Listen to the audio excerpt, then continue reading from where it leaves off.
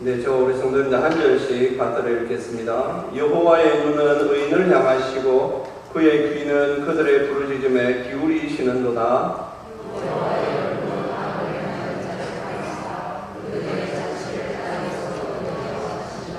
의인이 부르짖음에 여호와께서 들으시고 그들의 모든 환난에서 건지셨도다.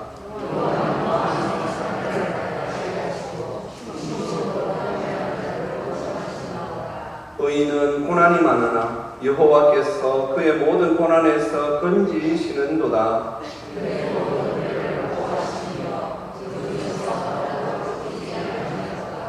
악이 악인을 죽일 것이라. 의인을 미워하는 자는 벌을 받으리로다.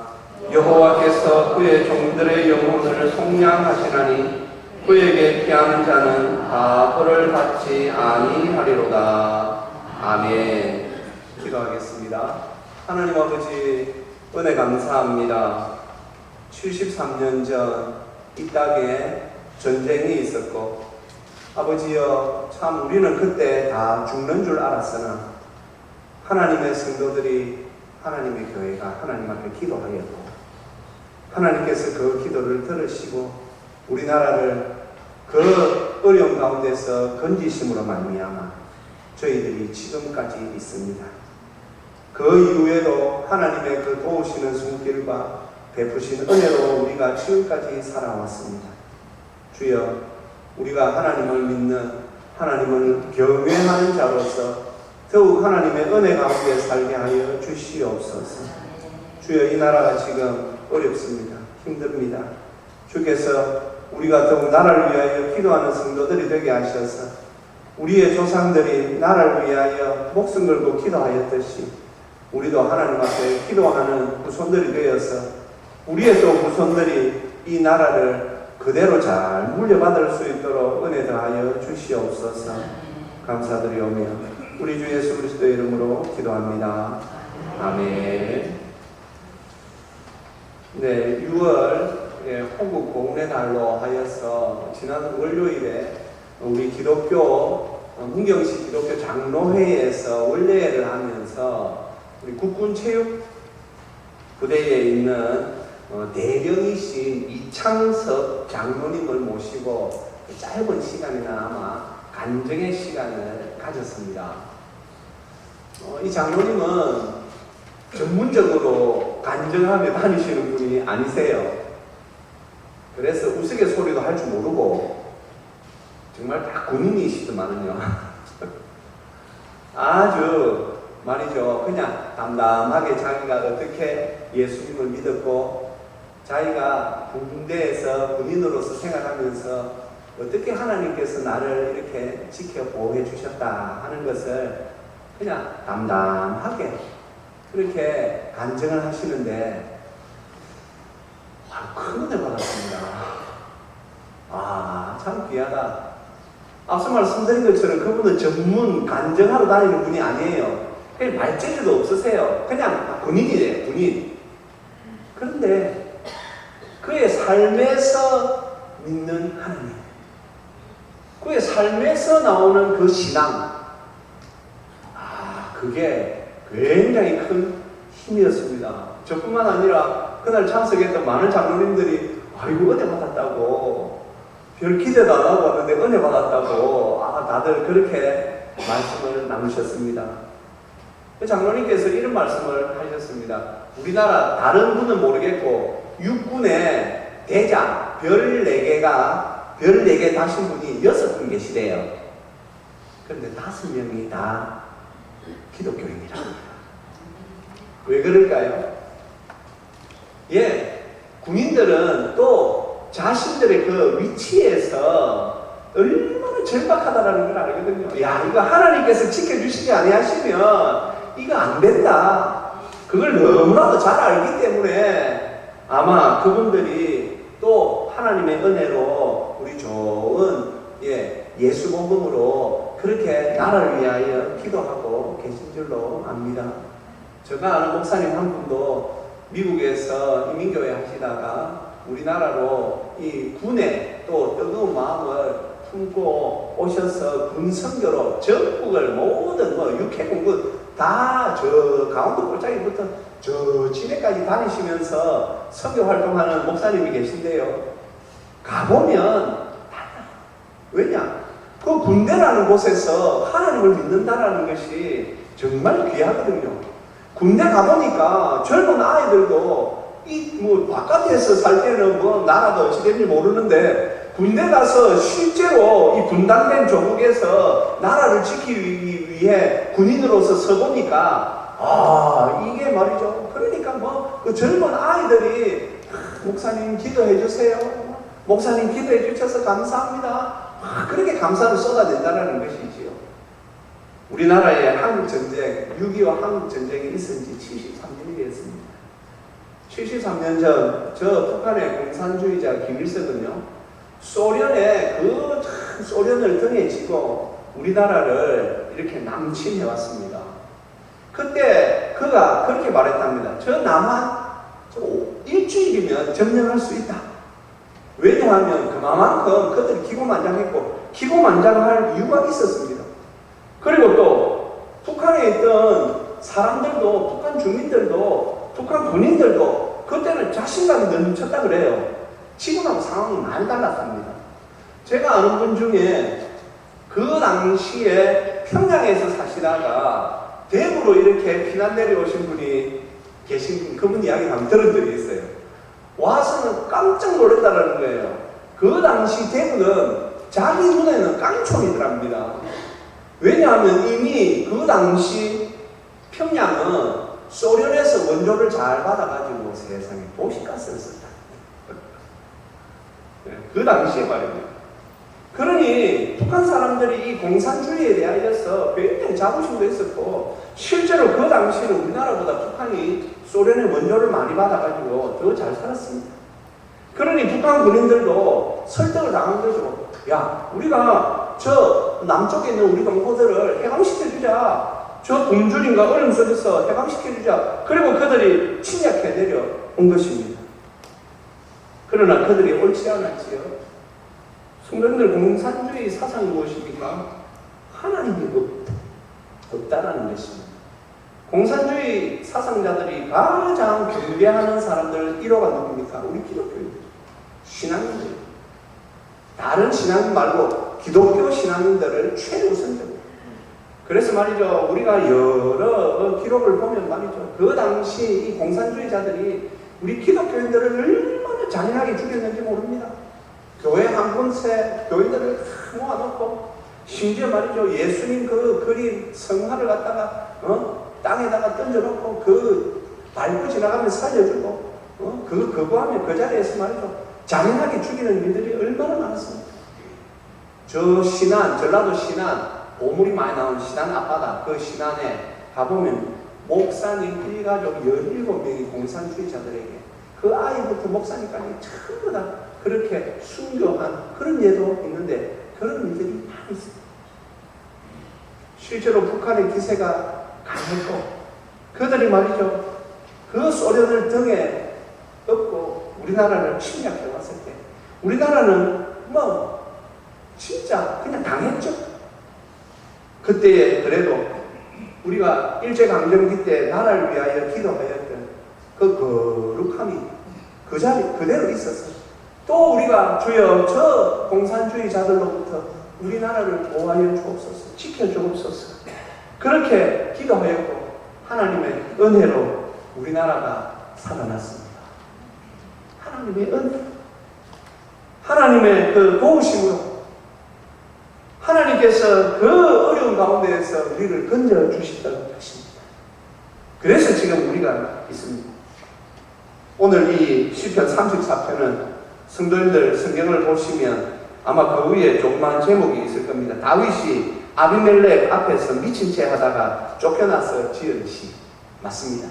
이 시는 다윗이 사울에게 쫓겨다니다 못해 아유 내가 이 이스라엘 땅에서는 못 살겠다. 그리고는 블레셋 땅으로 좀 넘어갔는데 거기에서 말이죠, 다윗이 골리앗을 죽이는 바람에 그 다윗에 대한 적개심이 어마어마했는데 누군가가 다윗을 알아본 것이죠. 그래서 그 나라 왕 아비멜렉에게 말했고 아비멜렉이 직접 찾아왔습니다. 그때 다윗이 하나님께서 주신 지혜로 거기서 살려고 미친 채 하였고, 하나님의 은혜로 다윗이 그곳에서 목숨을 건진 것입니다. 그것을 고백하는 것이 시편 34편입니다. 오늘 우리가 15절부터 22절까지 말씀을 읽었지만, 오늘 저는 이 시편 34편 전체를 설교하려고 합니다. 사랑하는 성도님들, 다윗이 그때 얼마나 어려웠습니까? 목숨이 달려 있었습니다. 73년 전 6.25 한국 전쟁 때도 우리나라도 마찬가지였어요. 수백만 명이 죽었어요. 가족들이 크거든요. 수많은 고아들이 발생했어요. 우리나라 말이죠. 많은 것들이 거의 다 그 폭격에 다 부서졌습니다. 그때 우리나라에 유엔군으로 참전했던 참전 용사들이 아직도 살아계신 분들이 있죠. 우리가 그런 뉴스를 보지 않습니까? 그분들이 60몇 년 만에 우리나라에 다시 찾아왔을 때 그분들이 눈에서 눈물을 흘렸습니다. 이야, 내가 그때 보람이 있었구나. 내가 내 목숨을 걸고 이 나라 구하기 위하여 그때 왔었는데, 이 나라가 지금 이렇게 잘 사는 거 보니까 내가 정말 그때 보람 있는 일을 했구나. 그때 그분들은 이 나라는 가망이 없다. 이 나라는 가망이 없다. 성도님들, 전 세계적으로 원조받은 나라가 이렇게 제대로 서는 경우는 거의 없답니다. 원조받기 시작한 나라는 다 그 원조받는 것에 길들여져 가지고 계속 원조받는 나라가 되지, 원조받는 나라가 원조해주는 나라가 되는 경우는 거의 없답니다. 하나님께서 우리나라를 지켜 보호해 주심으로 말미암아 우리가 지금 이렇게 살게 되었습니다. 사랑하는 성도님들, 오늘 다윗은 하나님 앞에서 그가 참 나는 공고한 자다라고 그렇게 고백하고 있습니다. 공고하다라는 말, 고통으로 인하여서 비참한 상태에 처한 사람들을 공고에 처했다. 성도님, 우리 민족은 참 일제강점기 때도 공고한 자였고 6.25 한국전쟁 때도 우리 민족은 이 공고한 자였습니다. 얼마나 비참한 상태에서 우리가 살았는지 모릅니다. 그때 하나님께서 우리를 그 어려운 가운데서 건져 주셨습니다. 다윗이 말하는 오늘 이 공고한 자는 본인뿐만 아니라 오고 오는 모든 세대에 여호와 하나님의 도움을 간절히 바라는 모든 사람들을 다 포함하고 있습니다. 사실이 무엇입니까? 오늘 읽지 않았지만 4절에 보시면요, 내가 여호와께 간구하며 내게 응답하시고 내 모든 두려움에서 나를 건지십니다. 할렐루야, 할렐루야. 하나님께서 우리를 건져주셨습니다. 하나님은 우리의 기도를 들으시는 분이십니다. 73년 전 우리나라가 그 어려움에 처했을 때에 전쟁이 3년간이나 지속됐습니다. 지금도 우리가 우크라이나, 러시아 전쟁을 보면서 얼마나 마음을 안타깝게 봅니까? 성도님들, 그때 우리가 참 우리 민족도 그 경험이 있기 때문에 저들을 바라볼 때 얼마나 힘들까? 얼마나 어려울까? 저도 지금은 다 천국 가셨지만 제 부모님께 그 6.25 한국 전쟁을 다 몸소 겪으신 분들이기 때문에 어릴 적에 그 이야기를 그리 자주 해주셨어요. 우리 아버지가 일본 말이죠, 그 군대에 끌려가기 갈 뻔한 거, 그리고 그 공산주의자들이 젊은 사람들은 다 죽이려고 할 때 우리 모친이 아버지를 막 피난시켜서 숨긴 거, 그것부터 시작하여서 참 그때의 그 이야기들을, 하필 또 저희 큰형님이 50년생이에요. 그 전쟁통에 아이를 낳았으니 우리 모친은 얼마나 어렵고 힘들었겠습니까? 그런 이야기 저도 어릴 적부터 많이 들었습니다. 그런데 그때 우리 교회는 하나님 앞에 좌절하지 아니하고 하나님 앞에 기도하였습니다. 6절에는 다윗이 이렇게 기도합니다. 우리 같이 한번 읽어보실까요? 이 공고한 자가 부르짖음에 여호와께서 들으시고 그의 모든 환난에서 구원하셨도다. 아멘. 다윗도 그 공부함 속에서, 우리 민족도 그 공부함 속에서 하나님 앞에 공고한 자의 부르짖음을 하나님께서 들으시고 그 모든 혼란에서 우리를 구원해 주셨습니다. 그러므로 말미암아 우리가 지금 이렇게 살고 있습니다. 그런데 이스라엘 민족이 있지 않습니까? 이스라엘 민족은 다윗뿐만 아니라 하나님의 이 은혜 가운데 사는 자들이었는데 그들에게 어떤 문제가 있었습니까? 그들은 이 하나님만을 제대로 잘 믿지는 않으면서 그들은 항상 자랑하는 것이 있었습니다. 우리는 하나님의 백성이다. 우리는 여호와의 백성이다. 그러니 우리는 잘 될 것이다. 우리가 믿는 하나님이 이 세상 우리 만물을 지으신 분인데 우리는 잘 될 것이다. 성도님들, 그 말 맞지요? 그 말 맞습니다. 지금 우리 한국교회도 우리는 하나님의 은혜와 도우심으로 우리는 지금까지 왔습니다. 그렇게 말을 하고 있습니다. 그 말도 맞습니다. 하지만 우리가 그 말만 해서 되겠습니까? 그 말만 해서는 안 됩니다. 오늘 성도님들, 우리가 이 시편 34편 다윗의 신앙이 귀함은 9절 말씀 한번 올려봐 주십시오. 같이 읽겠습니다. 너희 성도들아 여호와를 경외하라. 그를 경외하는 자에게는 부족함이 없도다. 아멘. 다윗이 지금 그 아비멜렉의 손에서 벗어났습니다.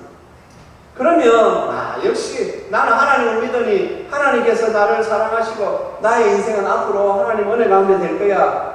그렇게만 하고 있는 것이 아니라 우리에게 신앙을 권면합니다.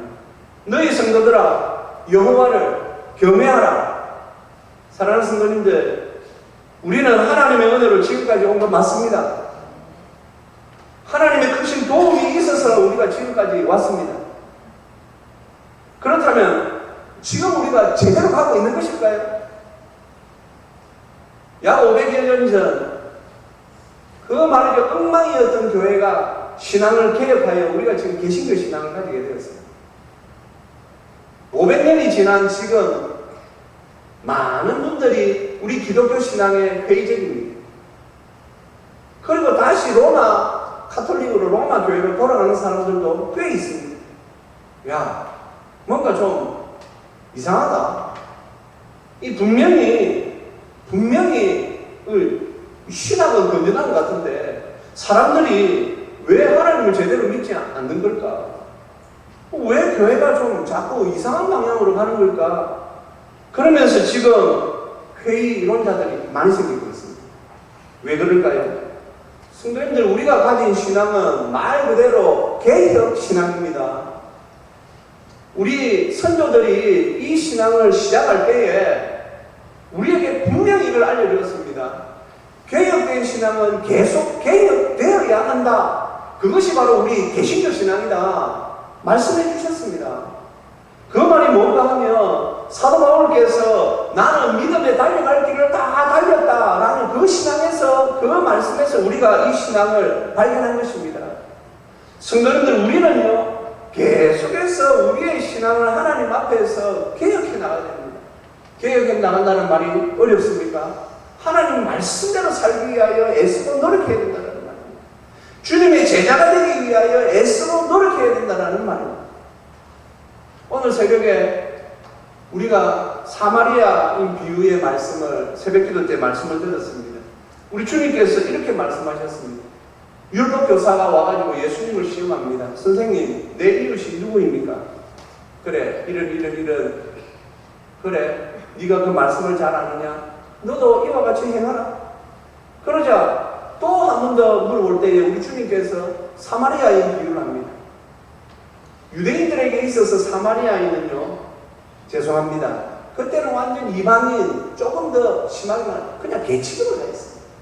야, 우리는 하나님 앞에 순수혈통이고 너희 사마리아는 썩였지. 그러니까 너희들은 우리 민족이 아니야. 그러면서 사마리아인들을 얼마나 그들이 말이죠 함부로 대했는지 모릅니다. 그런데 우리 주님께서 그 사마리아인의 선행을 내세우시면서 우리의 이웃에게 어떻게 해야 되느냐?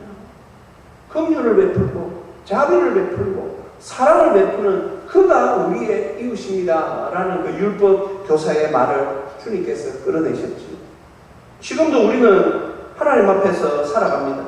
오늘 우리가 함께 읽은 성경에서도 보면 15절 말씀에 분명히 여호와의 눈은 의인을 향하신다. 그의 귀는 그들의 부르짖음에 기울이시는도다. 맞습니다. 하나님은 73년 전, 아니 그전 일제강점기 때부터 우리 한국 교회에 있는 우리 의인의 이 기도를, 우리 부르짖음에 우리 주님은 귀를 기울이셨습니다. 그리고 지금까지 우리의 기도를 들으시고 또 우리가 오늘 함께 받들어 읽은 말씀에서 보면 하나님께서는 모든 환난에서 우리를 건지시고 모든 고난에서 우리를 건지시는 분이십니다. 문제는 우리가 어떻게 살아야 하는 것입니다. 우리가 그냥 마냥 우리는 하나님의 은혜 가운데 있으니까 우리는 잘 될 거야. 이스라엘 사람들이 그렇게 하나님을 믿으려 하였습니다. 우리 주님께서 이 땅에 오셨을 때 그 당시 잘 믿는다고 사람들 앞에서 말이죠 추앙을 받던 사람들이, 바리새인들이 지나가면 오, 저 바리새인은 일주일에 2번씩 금식을 한대. 저 바리새인은 세상에 소출의 열매를 따서 그걸 전부 다 세어가지고 11조를 한대. 그러면서 그 당시 보면 거리 어기 곳곳에서 말이죠 얼굴을 만지고 금식을 펴내면서 그렇게 있던 바리새인들이 많았습니다. 우리 주님의 평가는 독사의 자식들 아니었습니다. 주님의 평가는 너희들이 하나님의 자녀들이라고, 아니 너희들은 마귀의 자녀들이야. 하나님의 뜻대로 살지 않으면서 너희들이 그냥 평안하다 안전하다고 하는 것은 그건 아니지. 그건 옳지 않아. 그래서 우리 주님께서는 이 땅에 3년 공생의 사역 속에서 제자들에게 어떻게 하나님을 정말 바르게 믿을 것이냐, 어떻게 하나님을 바르게 섬길 것이냐에 대한 말씀을 제자들에게 가르치신 것입니다. 그러면서 우리 주님께서 너희들은 가서 제자 삼으라. 너희가 내 제자 된 것처럼 너희들도 가서 많은 모든 민족으로 제자 삼아라. 그래서 그 초대교회 이후에 많은 사도들을 출발로 하여서 주님의 제자들과 그 선교사님들이 예수님의 제자 삼기 위하여서 2000년 동안 그렇게 열심히 살아왔습니다. 우리 한국교회가 받은 복이 많습니다. 지금 세계에서 선교사를 가장 많이 보내는 나라는 미국입니다. 하지만 교인 수에 비례하여서 선교사를 가장 많이 보내는 교회는 한국교회입니다. 얼마나 영광스럽습니까? 얼마나 감사합니까? 그런데 지금 우리 한국 사회에서 우리 교회의 위치가 어떠합니까? 성도님들, 일제강점기 때 그리고 6.25 한국전쟁 이후에 교회의 위상이라는 것이 있었습니다. 왜냐하면 우리 교인들이 굉장히 반듯했기 때문입니다. 우리 교인들이, 기독교인들이 신앙적이었기 때문입니다. 그래서 그때는 참 믿음의 역사들이 많았습니다. 그 믿음의 선조들로 인하여서 70년대, 80년대 우리 한국 사회가 이렇게까지 성장하였던 것입니다. 제가 이번 주에 설교 준비하면서 이것저것 찾는 중에 놀라운 사실을 하나 적어놨어요. 놀라는가 모르겠지만 성경 우리나라에 1978년까지 한국 시간이 없었습니다. 무슨 말인고 하니 우리나라만의 시간을 가지고 있지 못했습니다. 1978년까지 일본 어느 방송국이 시골을 딱 알리면 그걸 따와서 우리나라가 지금 몇 시입니다 했다라는 것이지요. 그런데 1978년에 김재만 박사라는 분이 그걸 말이죠. 한국 표준화 사업 해가지고 우리나라가 선진화가 되기 위해서는 미국, 일본이 인정하는 표준화를 이루어내야 된다 하면서 우리나라 시간이, 한국 시간이 1978년에 생긴 것이죠. 그럼에도 지금 우리나라의 위상은 어떠합니까? 경제적인 위상, 국방적인 위상은 대단합니다. 지금 이제 우리 스스로가 이렇게 물어봐야 되죠. 한국 교회의 위상은 어떠합니까? 오늘 그래서 다윗이 이 어려운 가운데에서 하나님께서 나의 목숨을 건져주셨도다 그러면서도 우리에게 지금 정확하게 권면하는 것은 너희들 여호와를 경외해라. 하나님께서 은혜 주셨다고 그것 가지고 우쭐대면서 살지 말고 여호와를 경외하라. 여호와를 경외하라라는 이 말씀의 뜻에는 주님 품 안에 거하라라는 의미가 있습니다. 사랑하는 성도님들, 우리는 지금 주님 품 안에 있습니까? 아니면 우리는 우리 조상들이 우리를 위하여 정말 피값으로 기도하였던 그 눈물값으로 기도하였던 그 우리 조상들의 그 기도의 열매를 따먹으면서 평안하다 평안하다 잘 될 거야 그러고 있지 않는지. 지금도 여전히 우리나라는 분단 국가입니다. 전쟁이 종식되지 아니하였고 휴전선을 가지고 있습니다. 지금도 수시로 우리나라는 북한의 그 핵의 위협에 있고 그것이 우리를 굉장히 지금 말이죠 힘들게 하고 있습니다. 외국에 있는 우리 동포들은 우리나라가 마치 어찌 될 것처럼 그렇게 검대고 있는데 정작 우리는 이제 그것마저도 무감각해져가지고 괜찮다고 있는데 미국에 있는 성도들은 깜짝깜짝 놀란답니다. 아유, 다시 전쟁이 일어나는 거 아닌가? 그러니 지금 외국에 있는 성도들은 얼마나 우리나라를 위하여 기도하고 있는지 모릅니다. 우리는 어떠합니까? 다음 주일은 우리가 맥주 감사 주일로 지냅니다. 2023년이 오늘 6월 마지막 주일입니다. 우리는 또 이 시간 이번 한 해도 우리가 한번 돌아봅니다. 6개월 동안 하나님께서 우리의 그 모든 어려운 가운데서 우리를 건져주심으로 말미암아 우리가 지금까지 왔구나.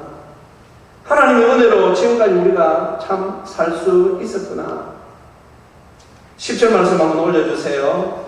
우리 같이 한번 읽어보시겠습니다. 젊은 사자는 궁핍하여 줄일지라도 여호와를 찾는 자는 모든 좋은 것에 부족함이 없어지도다. 아멘.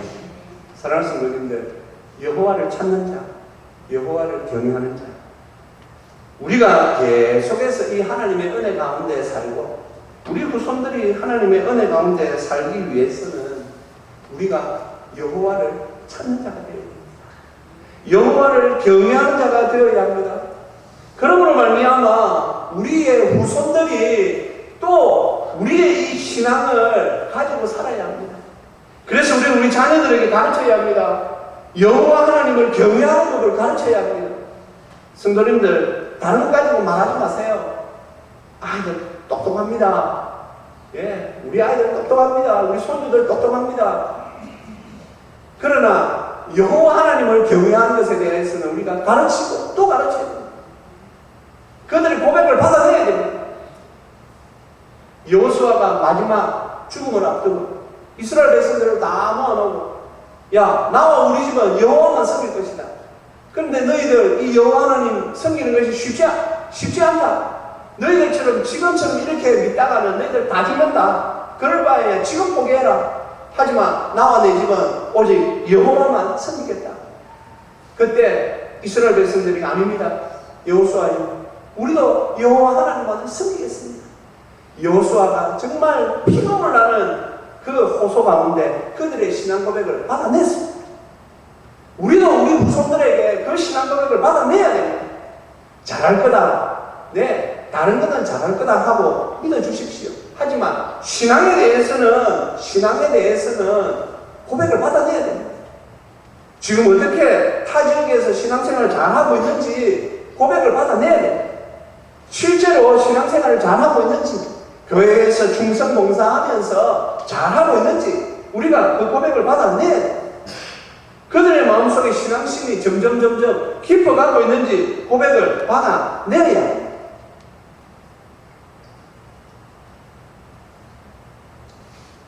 그래서 우리는 오늘도 이 고백을 할 수 있습니다. 시편 33편 12절 우리 같이 한번 읽겠습니다. 여호와를 자기 하나님으로 삼은 나라 곧 하나님의 기업으로 선택된 백성은 복이 있도다. 144편 올려주세요. 한번 더 읽겠습니다. 이러한 백성은 복이 있나니 여호와를 자기 하나님으로 삼는 백성은 복이 있도다. 아멘. 우리나라가 정말 이 자그마한 땅덩어리 아닙니까? 우리나라는 뭐 88년도에 올림픽 했다고 말이죠. 사람들이 세계 나가면 유럽 사람들 앞에서 우쭐대면서 우리나라가 올림픽 한다는데 당신들 우리 코리아 압니까? 그러니까 사람들이 코리아? 그런 나라도 있나? 우리 코리아 몰라요? 어디 있는데? 지도 보면 보니까 조그만 외국 사람들이 어디 그래서 아니 지나가지 말고 자세히 봐. 자세히 봐야 볼 수 있는 이 지도에서 자세히 봐야. 우리나라 사람들은 지도를 만들 때 대한민국을 가장 중간에다가 넣어놓으니까 세계 모든 지도가 다 그런 줄 알아요. 외국 사람 프랑스 사람들 같으면 프랑스 나라가 다 있으니까 우리나라 어디에 있겠습니까? 인구 이제 겨우 5천만 넘었습니다. 제가 간혹 우스갯소리로 그런 말씀 드리죠. 중국에 탁구 선수로 등록된 사람은 5천만입니다. 숫자가 부족하고 나라 땅덩어리도 작지만 우리는 여호와를 우리의 하나님으로 믿고 사는 나라입니다. 그러므로 지금 우리나라가 이렇게 잘 살고 있습니다. 이것으로 만족하면 안 됩니다.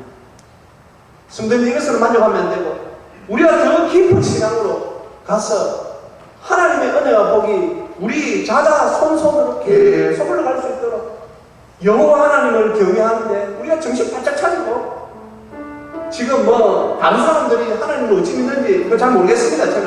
저는 우리 중앙교회 성도들은 여호와 하나님을 경외하는 자로서 살아야 한다. 그래서 오늘 다윗의 본면처럼 여호와를 경외하라. 오늘 다윗이 분명히 우리에게 여호와를 경외하라. 너희 성도들아 여호와를 경외하라. 사랑하는 성도님들, 우리는 여호와 하나님을 경외하는 자들이 되어야 합니다. 하나님 앞에서 우리의 삶을 돌아보고 하나님 앞에서 우리의 삶을 가지런히 하고 하나님 앞에서 우리의 삶을 정결하게 하고 하나님 앞에서 우리가 성도로서 예수님의 제자로서의 삶을 살아야 하는 은혜가 있어야만 하나님께서 우리 나라에 우리 민족에게 계속해서 복을 부어 주실 줄 믿습니다. 그러니 우리가 하나님을 경외하는 자로 서야 되겠지.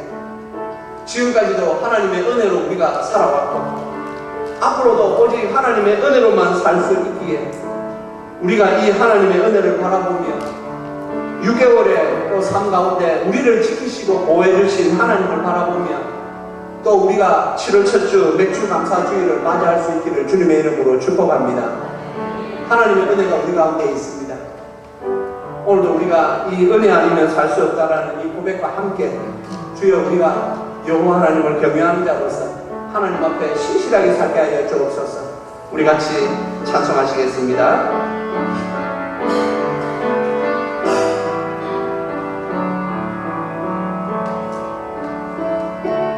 은혜 아니면 살아갈 수가 없네. 고마저도 다 주의 것이니 세상 평안과 위로 내게 없어. 예수 오직 예수뿐이네. 은혜 아니면 살아갈 수가 없네. 고마저도 다 주의 것이니 세상 평안과 위로 내게 없어. 예수 오직 예수뿐이네.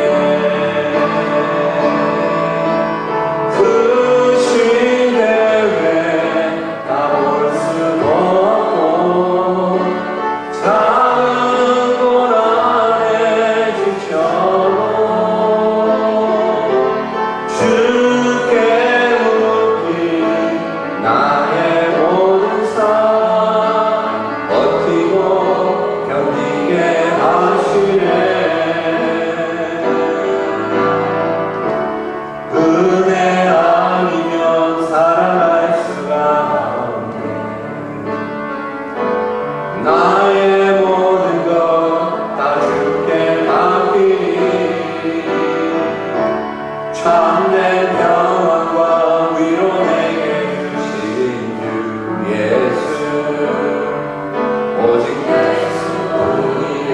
크신 계획 크신 계획 다 볼 수 없고 작은 고난의 일처럼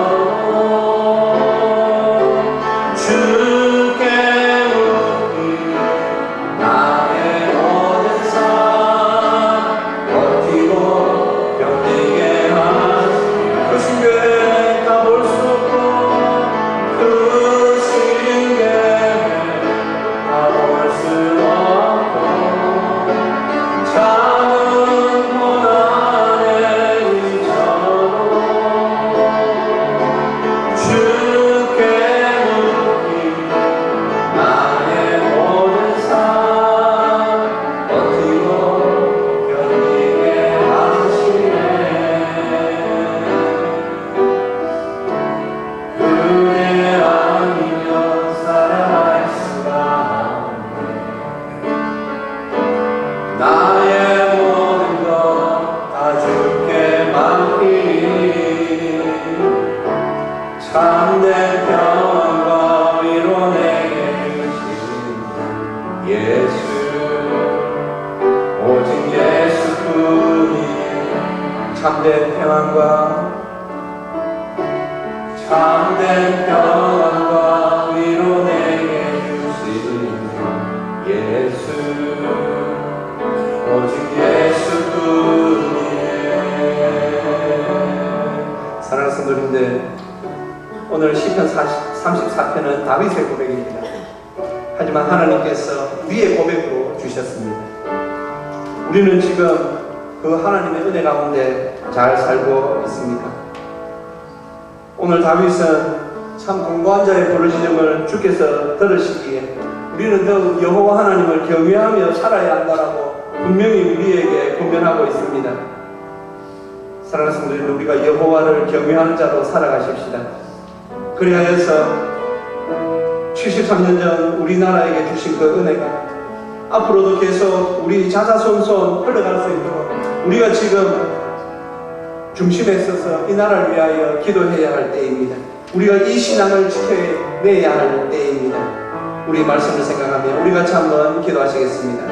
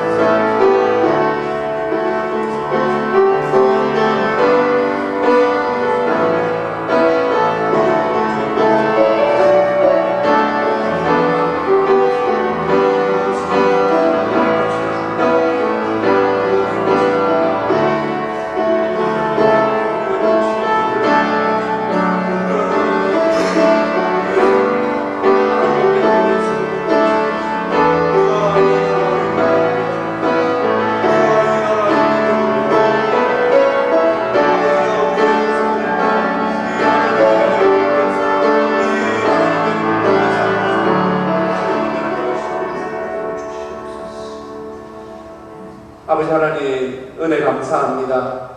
주님, 참 이 공고한 민족을 돌아보셨고 이 공고한 나라를 주께서 돌아보심으로 말미암아 지금도 저희들이 하나님의 은혜 가운데 살게 하시니 감사합니다. 주여, 우리 한국교회가 지금 이 시점에서 아버지여 큰 책임감을 가지고 여호와를 경외하는 자로 살아가게 하여 주시옵소서. 우리 중앙교회가 지금까지 베풀어 주신 그 하나님의 은혜를 기억하며 아버지여 우리의 후손들을 바라보며 여호와를 경외하는 자로 살아가게 하여 주시옵소서. 지난 6개월 동안도 하나님께서 우리를 지키시고 보호하심으로 말미암아 저희들이 살아왔습니다. 아버지여, 우리의 이 믿음이 더욱, 우리의 신앙심이 더욱 깊어지게 하셔서 우리 중앙교회 모든 성도들이 예수님의 제자로서 예수 복음에 충만한 자로서 살아가게 하여 주시옵소서. 감사드리오며 우리 주 예수 그리스도의 이름으로 기도합니다. 아멘.